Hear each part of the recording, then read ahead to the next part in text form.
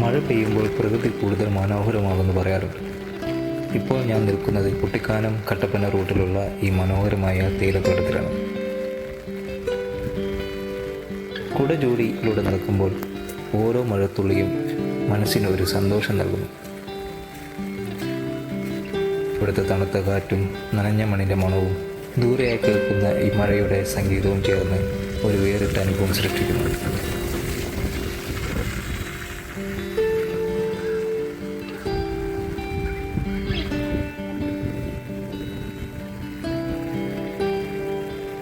ഈ പച്ചപ്പും മഴയും നിശബ്ദതയും ആസ്വദിച്ച് ഈ മനോഹരമായ യാത്ര നിങ്ങളുമായി പങ്കുവയ്ക്കുന്നു.